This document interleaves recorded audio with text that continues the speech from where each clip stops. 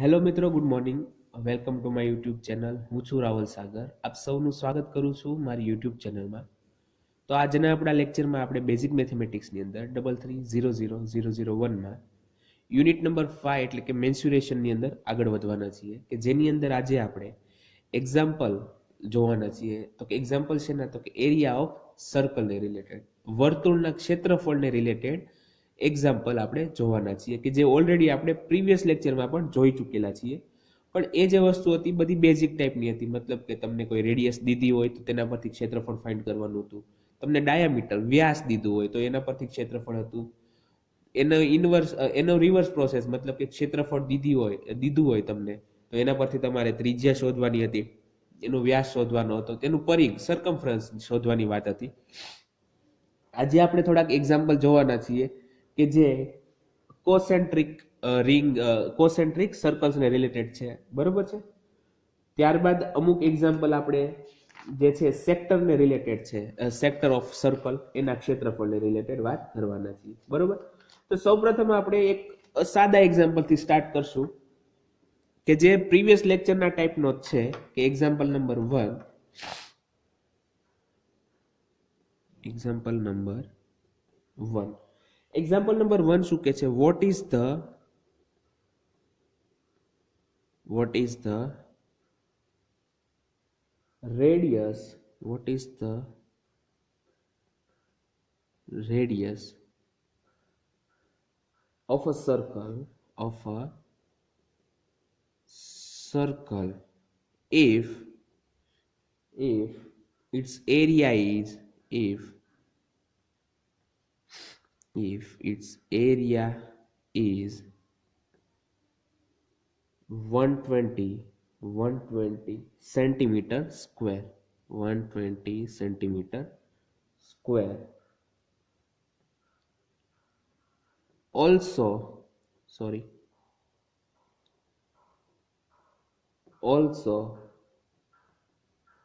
find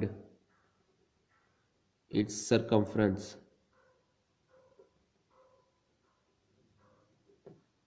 તો હવે આ આપણો એક્ઝામ્પલ નંબર 1 છે, પણ એક્ઝામ્પલ નંબર 1 જે છે એ તમારે મને આજે તમારી ક્વિઝ જે હું લઈશ આ લેક્ચરને રિલેટેડ, એની અંદર તમારે મને આન્સર દેવાનો છે, કે જેની અંદર તમારે મને રેડિયસ આર કેટલી આવે છે, રેડિયસ આર કેટલી આવે છે એ મને કહેવાનું છે, બરોબર.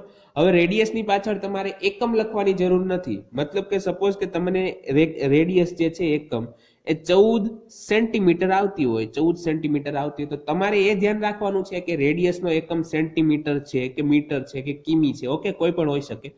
પણ જ્યારે ક્વિઝની અંદર તમે ક્વેશ્ચન નંબર 1 મેં એની અંદર લખ્યું હોય કે આન્સર ઓફ ક્વેશ્ચન 1, તો એની અંદર તમારે ફક્ત એટલું જ લખવાનું છે 14, બરોબર છે.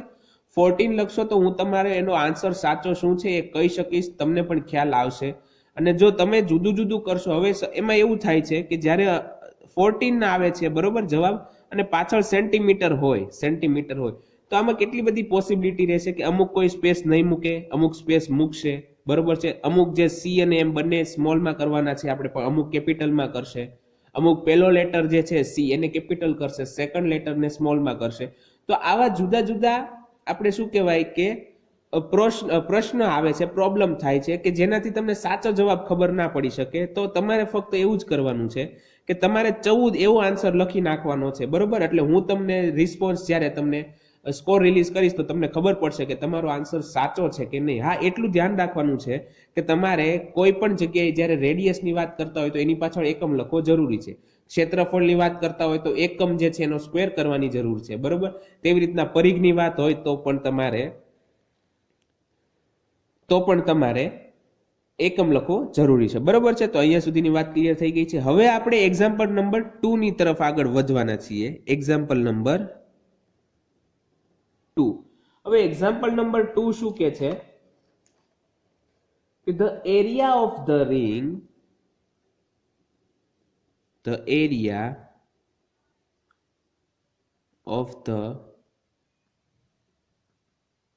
ring formed by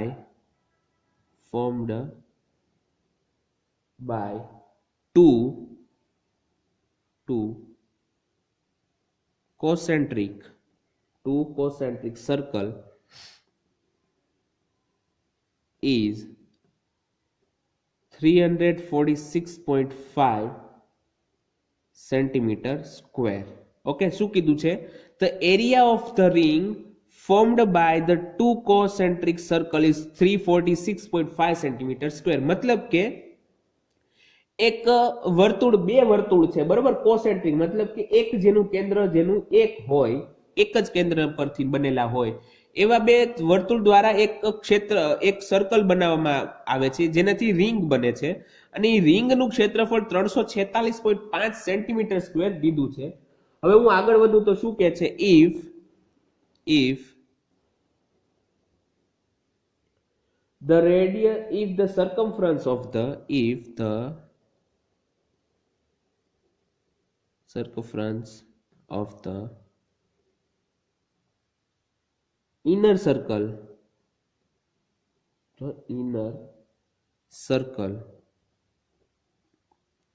is 88 centimeter, then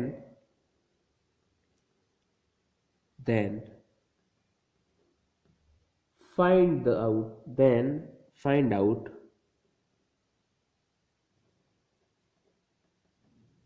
radius of the outer circle. બરોબર છે? Find out. તો અહીંયા તમને રકમ જોઈ તો તમને એવું લાગ્યું કે આ હા તો બહુ મોટો એક્ઝામ્પલ થઈ જશે, પણ એવું નથી. આ એની ખાલી શું કહેવાય કે દર્શન મોટા છે, બરોબર છે. બાકી એની તમને આ વાત આપણે કરશું તો તમને ખબર પડી જશે કે આ તો સાવ સિમ્પલ વસ્તુ છે. તમારે કંઈ નહીં કરવાનું. જો આપણે સોલ્યુશનમાં આગળ વધીએ. સોલ્યુશન. સૌપ્રથમ આપણે ધારી લઈએ કે આપણી પાસે જે બે સર્કલ છે. હું અહીંયા તમને એક સર્કલની આકૃતિ દર્શાવી દઉં કે એક આ સર્કલ છે, બરોબર છે, એની ફરતે એક આ બીજું સર્કલ છે કે જેનું કેન્દ્ર એક આવેલું હોય, બરોબર. બંનેના કેન્દ્ર કેવા છે? સેમ. તો એક આ ત્રિજ્યા બનશે અને એક આ ત્રિજ્યા બનવાની છે, બરોબર છે. હવે આને હું ઓ નામ આપી દઉં. હવે તમને જો અહીંયા શું કીધું છે? The area of the ring formed by the concentric circle is 346.5 centimeter square. મતલબ કે તમને આ વસ્તુ આપી દીધી છે કે આ જેટલું બને છે ને, આ રિંગ જે બને છે એનું ક્ષેત્રફળ છે 346.5 centimeter square. If the circumference of the inner circle is 88 centimeter square. મતલબ કે અંદરનું જે ઇનર, જો ઇનર એટલે કે અંદરનું અને આઉટર એટલે કે બહારનું, જે ઇનર સર્કલ છે, અંદરનું વર્તુળ છે, એને જે પરિઘ છે, પરિઘ એ તમને 88 સેન્ટીમીટર દીધો છે. તો તમારે આ જે બહારનું વર્તુળ છે, વર્તુળ એની ત્રિજ્યા શોધવાની છે, બરોબર છે. તો હવે અહીંયા આપણે ધારી લઈએ કે late the radius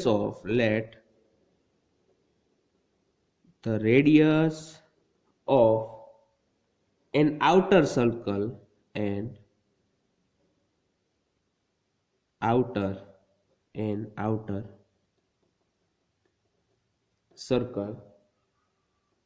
is R1 and the radius of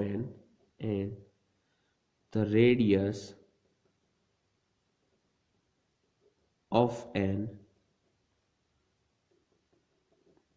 inner circle is R2. બરોબર છે. તો આપણે અહીંયા ધારી લીધું કે જે મોટું વર્તુળ છે આઉટર સર્કલ એની ત્રિજ્યા R1 છે અને જે નાનું સર્કલ છે ઇનર સર્કલ એની ત્રિજ્યા R2 છે, બરોબર. ધારી લીધું. તમને અહીંયા શું કીધું છે? The circumference of the inner circle is 88 centimeter. The circumference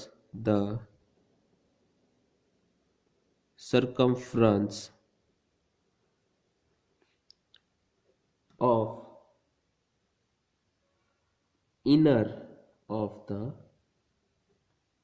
inner circle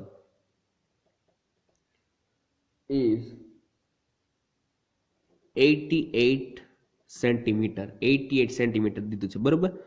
Therefore, હવે જે ઇનર સર્કલ છે એની ત્રિજ્યા કેટલી છે? R2 છે. તો ઇનર એટલે કે અંદરનું જે વર્તુળ છે એનો પરિઘ કેટલો થઈ જશે તો કે 2πr2 બરોબર છે 2πr2 અહીંયા જે r2 છે સફિક્સમાં છે બરોબર છે ધ્યાન રાખજો સફિક્સમાં એટલે કે નીચે છે r1 અને r2 ના રિલેટેડમાં છે એ મલ્ટિપ્લિકેશનની અંદર નથી તમને એ તો ખબર જ છે કે વર્તુળનો પરિઘ કઈ રીતના દેવાય તો કે એની ત્રિજ્યા હોય એને ગુણ્યા 2π કરો એટલે પરિઘ આવી જાય બરોબર છે તો 2πr2 બરાબર કેટલા થઈ જશે 88 થઈ જશે ધેરફોર હવે r2 ને કરતા બનાવી દઉં તો r2 ઇઝ ઇક્વલ ટુ શું થાય 88 અપોન 2π થઈ જશે બરોબર છે ઇઝ ઇક્વલ ટુ 88 અપોન 2 પાઈ બરાબર 22 ના છેદમાં 7 22/7 લો તો 22/7 ઓકે તો therefore r2 is equal two કેટલા થાય તો કે 88 અપોન 2 ઇન્ટુ 22 હવે અહીંયા છેદનો છેદ છે અંશમાં જશે તો અહીંયા 7 અહીંયા આવી જશે તો 88 ડિવાઇડ બાય 22 એટલે થઈ જશે 4 અને 2 અહીંયા 2 એટલે કે આનો જવાબ આપણને આવી જશે 14 સેન્ટીમીટર બરોબર છે મતલબ કે જે અંદરનું વર્તુળ છે એની ત્રિજ્યા તમને કેટલી મળે છે 14 centimetre therefore r2 is equal to 14 semi બરોબર છે 14 સેમી તમારે આવી ગયું છે now the area of the ring formed એટલે દ્વારા બનવું બરોબર છે now the area of the ring formed by two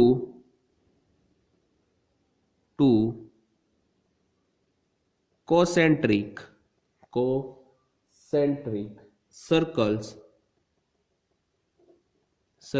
is equal to હવે તમને આપેલા બે સર્કલ દ્વારા જે રિંગ બને છે એની ક્ષેત્રફળ કેટલું દીધું છે 346.5 સેન્ટીમીટર સ્ક્વેર દીધું છે બરોબર 346.5 સેન્ટીમીટર સ્ક્વેર ઓકે ધેરફોર હવે આપણે જે ફર્સ્ટ લેક્ચર નહીં પણ જે સર્કલના એરિયાને રિલેટેડ લેક્ચર હતો કે જેની અંદર આપણે અલગ અલગ ફોર્મ્યુલા જોયા હતા એમાં એક ટોપિક એવો હતો કે જ્યારે બે સર્કલ એક કેન્દ્રીય સર્કલના દ્વારા બનતી રિંગ હોય તો એનું ક્ષેત્રફળ કેટલું થાય તો કે એનું ક્ષેત્રફળ થાય પાઈ ઇન્ટુ મોટી ત્રિજ્યા છે એનો સ્ક્વેર એટલે કે r1 અહીંયા મોટી છે તો r1 square minus r2 square બરોબર એના બરોબર થાય છે તો એ કેટલું થઈ જશે 346.5 બરોબર છે 346.5 આવી ગયું હવે પાઈ ની વેલ્યુ કેટલી છે તો કે 22/7 into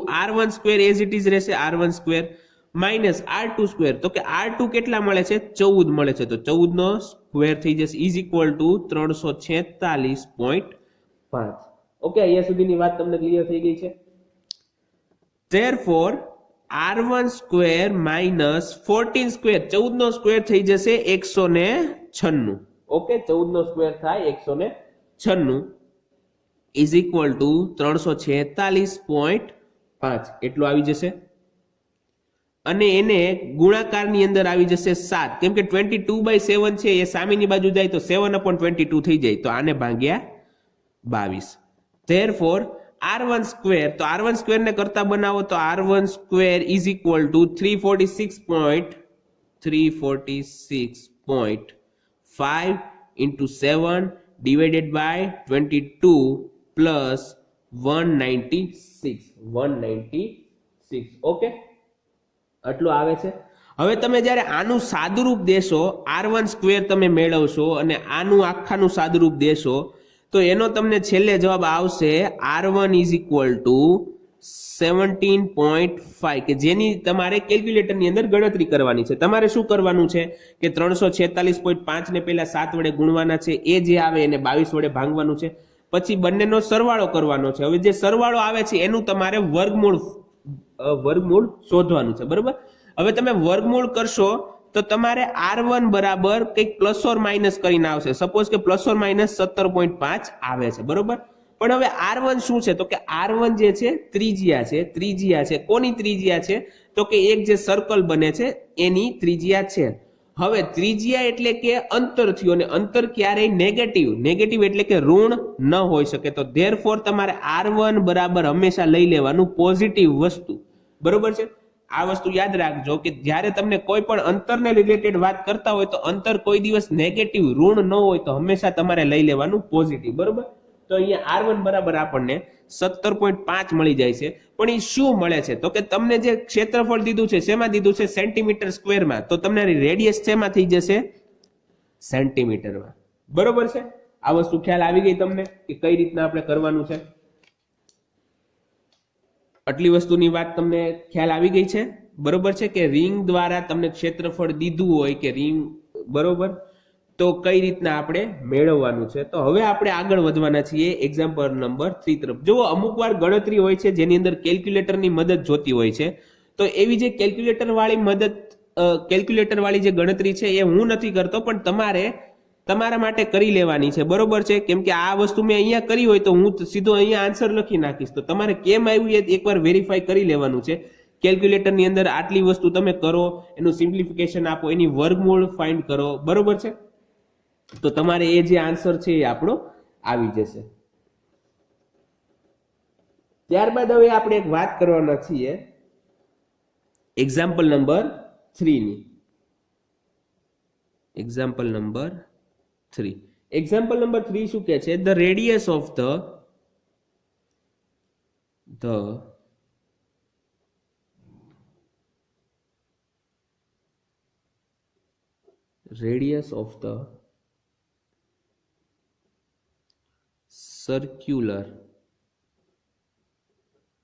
radius of the circular ground is 70 metre. મતલબ કે એક વર્તુળાકાર ગ્રાઉન્ડ દીધું છે મેદાન, એની રેડિયસ કેટલી છે? 70 મીટર છે, બરોબર છે. there is a 7 meter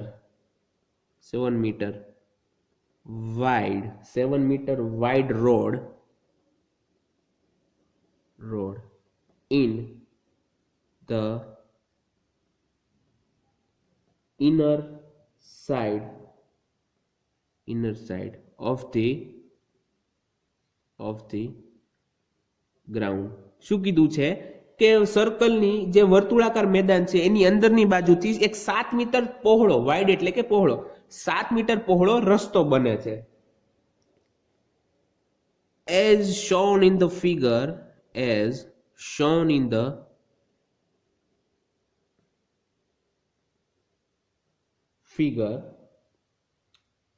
જો ફિગર મેં હજી નથી દોરી, હમણાં આપણે રકમ એક પૂરી કરી નાખીએ પછી તમને હું દર્શાવી દઈશ કે કઈ રીતના કહેવા માંગે છે.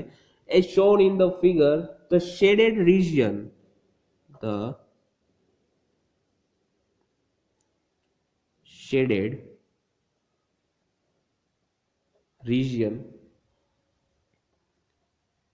is to be repaired if the cost of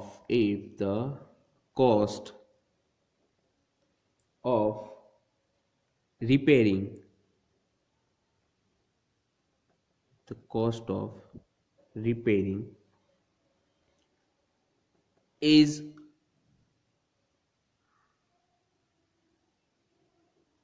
40 rupees per meter square, then calculate the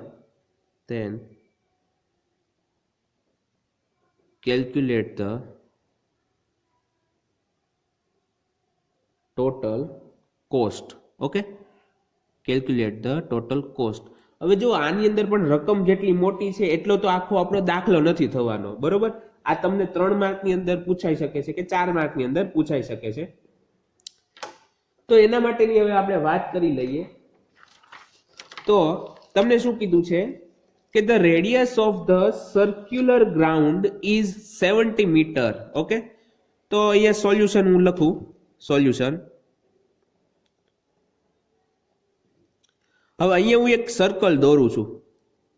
જો આની અંદર થોડોક ચેન્જ આવી શકે છે, બરોબર છે. હું આ ફ્રી હેન્ડ સર્કલ દોરું છું, તો તમારે સમજી લેવાનું કે આ સર્કલ છે, બરોબર. કે એની ત્રિજ્યા કેટલી છે આ જોઈએ આપણે એટલી. તો આ કેટલી છે? 70 મીટર છે.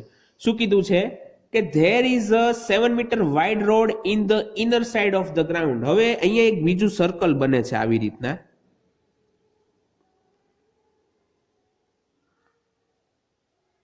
આવી રીતના એક સર્કલ બને છે, બરોબર છે.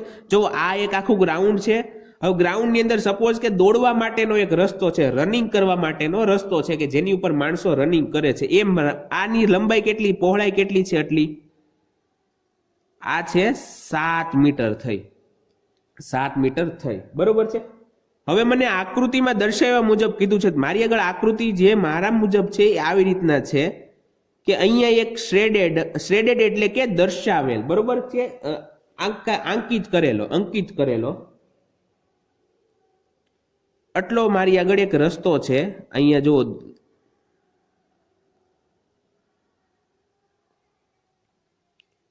આટલો જે રસ્તો છે એ મારે રિપેર કરાવવાનો છે. એમાં શું છે કે વરસાદના હિસાબે ખાડા પડી ગયા છે, મારે એ રિપેર કરાવવાનો છે.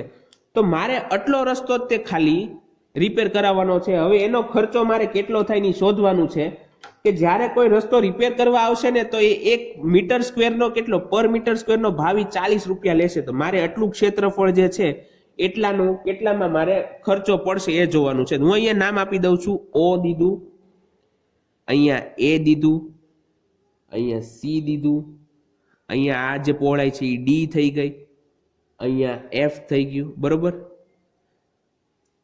આવી રીતના વગેરે નામ દીધા છે. હવે આપણે ખ્યાલ હોય તો આટલો જો ફાઇન્ડ કરવો હોય તો સેક્ટરની મદદથી કરી શકીએ, બરોબર. સેક્ટર, તો સેક્ટરની મદદથી કરવા માટે વી નો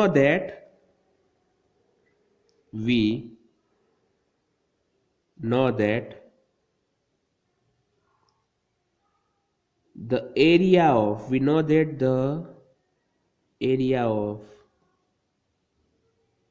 a sector એટલે કે વૃત્તાંશ. we know that the area of a sector of a circle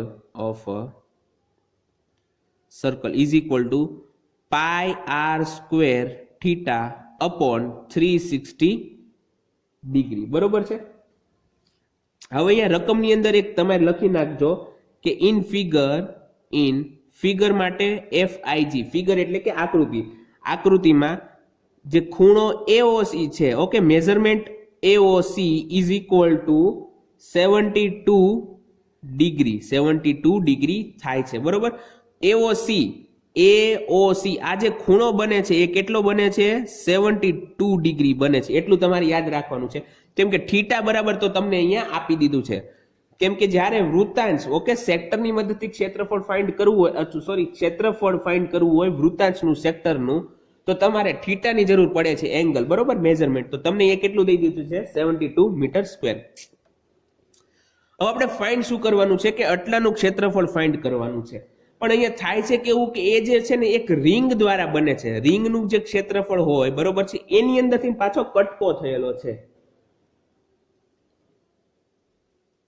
અને અહીંયા r શું છે?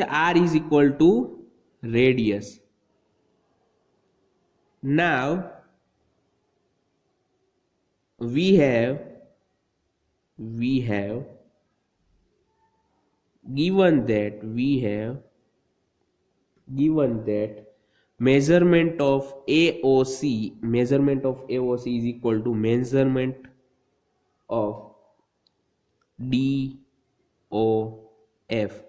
જો જે ખૂણ અહીંયા 72 નો છે તો એ અહીંયા સુધી AOC 72 નો છે તો DOF પણ 72 નો થવાનો છે, બરોબર છે, ઇઝ ઇક્વલ ટુ 72 ડિગ્રી, બરોબર છે. હવે આપણો મેઇન પોઈન્ટ ઉપર આવી જઈએ કે નાવ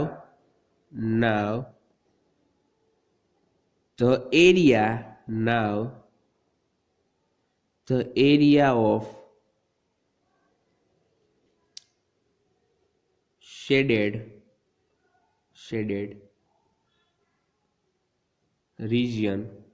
Now the area of shaded region is equal to શું થશે? તો કે જો આ જે સર્કલ છે એની ત્રિજ્યાનું એક આખું વર્તુળ બને છે એનું ક્ષેત્રફળ ફાઇન્ડ કરશું, ત્યારબાદ માઇનસ કરશું કે જે આટલી બને છે બરોબર છે એ માઇનસ કરશું, અને એની અંદર આપણે થીટા બરાબર 72 ડિગ્રી માટેની જે રિંગ બને છે એને તે આપણે ફાઇન્ડ કરવાનું છે. તો પાઈ r1 square theta upon 360 degree minus pi r2 square theta upon 360 degree. Okay, where r1 is equal to 70 meter and r2 is equal to, જો r2 કેટલા થશે તમને સર્કલની ત્રિજ્યા કેટલી દીધી છે 70 મીટર દીધી છે બરોબર, પછી એની ફરતે જે રોડ છે એ કેટલો છે 7 મીટર છે, તો 70 માંથી 7 જાય તો કેટલા વધે 63 બરોબર. if we subtract 7 from 70 then we get 63. therefore તો જે રસ્તાની સિવાયનું જે અંદરનું સર્કલ બને છે એની ત્રિજ્યા કેટલી થઈ ગઈ r2 is equal to 63 metre બરોબર છે. તો ઇઝ ઇક્વલ ટુ જુઓ પાઈ થીટા ને 360 બંનેમાં કોમન છે તો એને બહાર લઈ લઈએ આપણે કોમન, તો pi theta upon 360 into r1 square minus r2 square. Okay, is equal to હવે પાઈની કિંમત મૂકી દો તો પાઈની કિંમત છે 22/7 ઇન્ટુ થીટા કેટલું છે 72 અપોન 360 બરોબર છે, ઇન્ટુ r1 સ્ક્વેર, r1 એટલે કે 70 નો વર્ગ minus 63 square. Okay, 70 square minus 63 square is equal two 22/7 છે તો 22 ઇન્ટુ 72 અપોન 7 ઇન્ટુ 360. અહીંયા સુધીની વાત છે.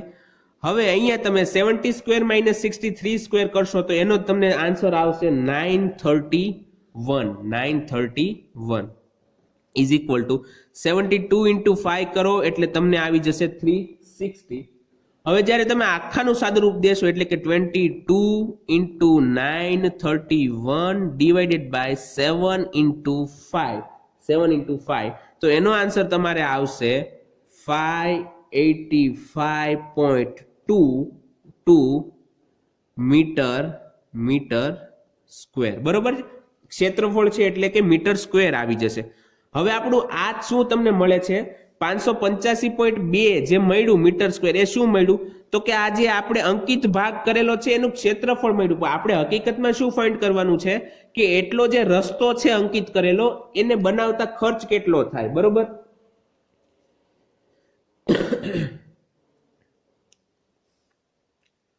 therefore area of shaded region is equal to 585.2 meter square. Therefore cost of repairing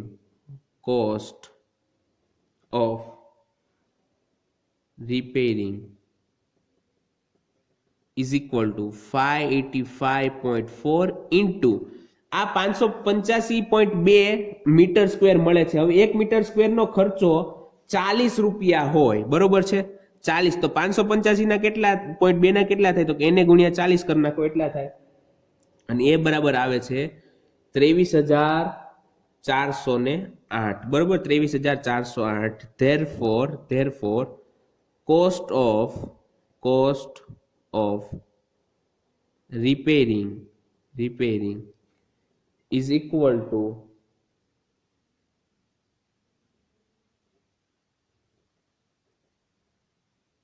23,408. Okay, આટલા રૂપિયા એટલે કે 23,408 રૂપિયાનો તમારે ખર્ચો થાય એટલો એક અંકિત કરેલા ભાગના રસ્તાને રિપેરિંગ કરાવતા બરોબર છે. તો અહીંયા આપણે એક સાથે ઘણી બધી ફોર્મ્યુલાની યુઝ કરી. અહીંયા આપણે જો બે ફોર્મ્યુલા એક સાથે યુઝ થઈ ગઈ. કઈ તો કે એક તો કે જ્યારે વૃત્તાંશ એટલે કે સેક્ટરનું ક્ષેત્રફળ કઈ રીતના ફાઇન્ડ થઈ શકે છે એની વાત કરી. ત્યારબાદ બીજું શું જોયું તો કે સાથે સાથે એ પણ જોઈ લીધું કે રિંગનું ક્ષેત્રફળ આપણે કઈ રીતના ફાઇન્ડ કરીએ છીએ. જે રિંગ બને છે બે કોસેન્ટ્રિક સર્કલ દ્વારા જે રિંગ બને છે એનું ક્ષેત્રફળ કેટલું છે એ પણ આપણે જોઈ લીધું છે. બરોબર છે. તો એક સાથે બે ના તમારે અહીંયા ઇમ્પ્લાય કઈ રીતના એપ્લિકેશન, આ વસ્તુ થઈ તમારી એપ્લિકેશન કે તમે ક્ષેત્રફળના જે એરિયા ફાઇન્ડ કરવાના ફોર્મ્યુલાસ છે એનો યુઝ તમે ક્યાંક કરી શકો છો રિયલ લાઈફની અંદર. બરોબર છે. આ થઈ ગઈ એની એપ્લિકેશન. તો આઈ હોપ કે તમને આજનો લેક્ચર મજા આવી હશે. આપણે 3 જ એક્ઝામ્પલ ગણ્યા છે, પણ ડીપની અંદર એવી રીતના ગણ્યા છે કે હવે તમને કોઈ પણ એક્ઝામ્પલ આપે તો તમે ગણી શકો છો. તો તમારે આજનો લેક્ચર અહીંયા સુધીનો છે. હવે આપણે મળશું નેક્સ્ટ ટાઈમમાં. તમારે જે ક્વિઝની અંદર મેં કીધું છે કે જે સ્ટાર્ટિંગમાં જ આપણો એક્ઝામ્પલ છે એના આન્સર દેવાના છે. ઓકે, તો હવે આપણે મળશું નેક્સ્ટ લેક્ચરમાં. ત્યાં સુધી ગુડ બાય. ઘરે રહો, સુરક્ષિત રહો.